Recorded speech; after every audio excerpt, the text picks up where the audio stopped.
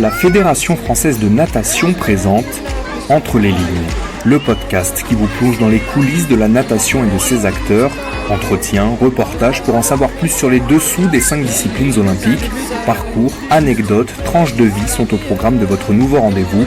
Retrouvez également toute l'actualité de vos sports préférés dans le mensuel Natation Magazine et sur le site www.ffnatation.fr.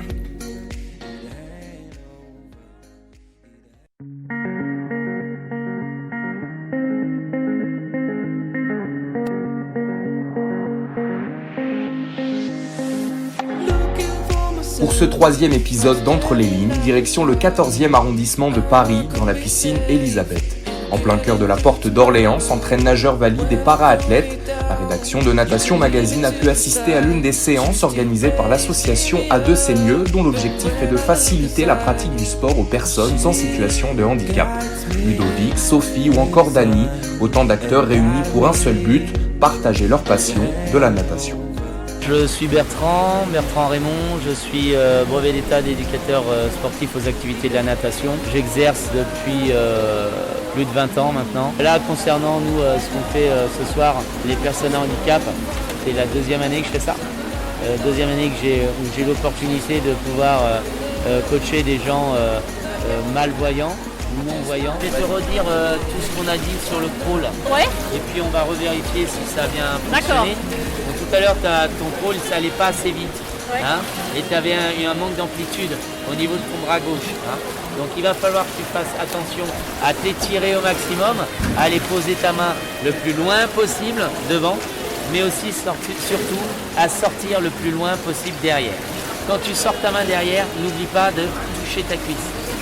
C'est ce qui te manque avec ton bras gauche. C'est ça ? Voilà. Donc ton bras gauche qui va pas assez loin. Le droit il est bon, mais le gauche il n'était pas assez bon. Ils le savent qu'ils ont un handicap, donc ils vivent avec tous les jours. À aucun moment il faut être moqueur ou non. Si moi je suis là, c'est que quelque part j'ai une démarche de bienveillance mais je suis pas là pour les infantiliser non plus. Ils sont des adultes, ils se gèrent très bien dans Paris tous les jours tout seuls.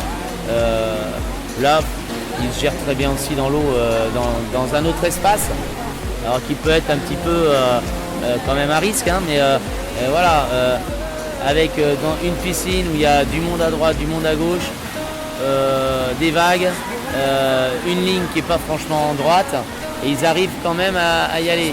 Tu dis waouh, chapeau, et t'en vois tous les jours qui font des triathlons, qui terminent des triathlons. Là, on a quand même pas mal d'exemples où t'as quand même soit des amputés, soit des... Donc, et ouais, on le fait, on trouve la solution. On est capable de traverser les océans. Un océan qui se traverse grâce à un travail collectif. C'est le cas pour Ludovic et Dany. Amis de longue date, les 2 nageurs s'entraînent de concert. Ludovic étant malvoyant, il s'appuie sur l'aide et l'expérience de Dany, maître nageur. Alors vraiment, ces séances de natation à la piscine Elisabeth des mardis soirs me permet vraiment déjà de m'exprimer, de nager, parce que c'est une mine d'eau dédiée vraiment aux déficients visuels. Donc là, j'ai pas peur de choquer quelqu'un.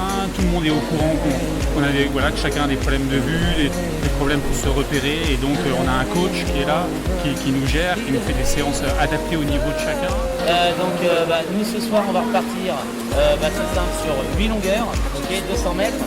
On va partir sur 200 mètres au choix. Moi, mon objectif, déjà, ma priorité, c'est de voir comment tu nages, comment tu évolues dans le milieu. Et puis en fonction, toi, il faut aussi que tu me montres les différentes nages. Et puis ça va me permettre de corriger, entre guillemets, ce qu'il y a à corriger. Ça va se faire sur toute la soirée. Hein, on a une bonne heure là à pouvoir nager. Et puis j'ai une chance en plus d'avoir cette ligne d'eau pour nager avec mon pilote et ami Dany, qui en plus habite tout près, donc c'est vraiment pratique. Et on va travailler ensemble pendant toute cette année à la coordination, de pouvoir réellement travailler en piscine qualitativement à nager ensemble de manière à être le plus coordonné possible, le plus synchronisé possible et retranscrire après ça dans des épreuves en eau libre, des épreuves de triathlon ou de nage en eau libre, où on peut ainsi avoir des repères. C'est ça, une complicité, ça demande vraiment une complicité de nager avec son guide.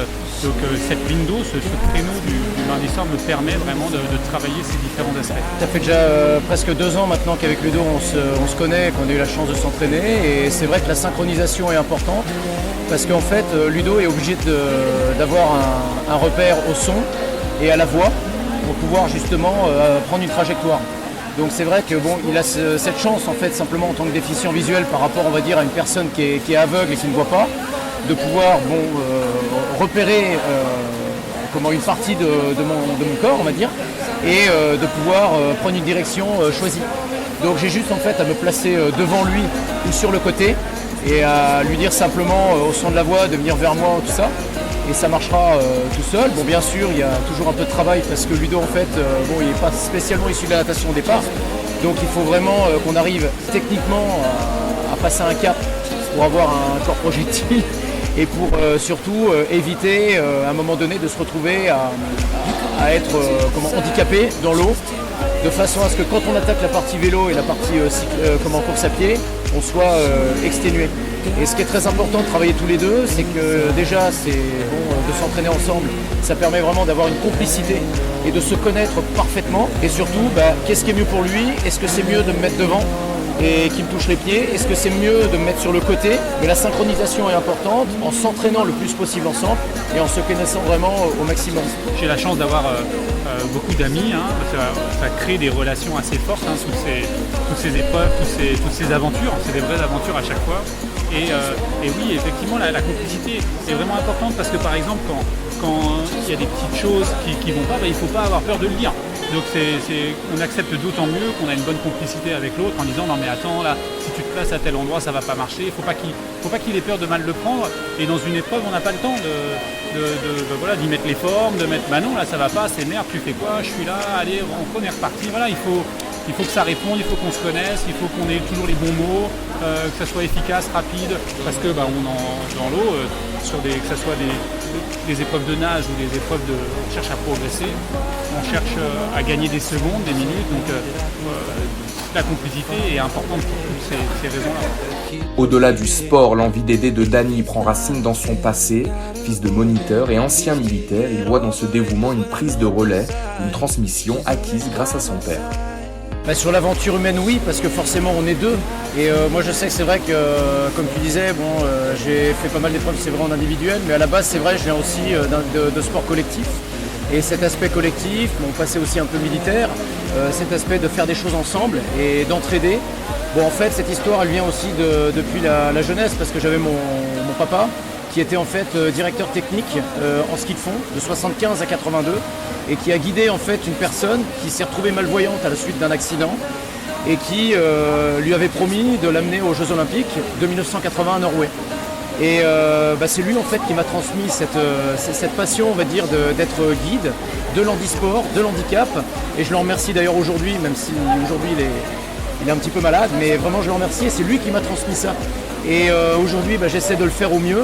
Et ce qui est vraiment super dans l'handisport, c'est ce partage qu'on va avoir avec la personne, les émotions que ça crée en aidant une personne, qu'importe l'handicap qu'elle peut avoir. On découvre vraiment des personnes, si vous voulez, si tu veux, qui sont vraiment fabuleuses, très ouvertes d'esprit et qui en fait ont besoin simplement qu'on soit des personnes normales avec eux, si je peux m'exprimer ainsi.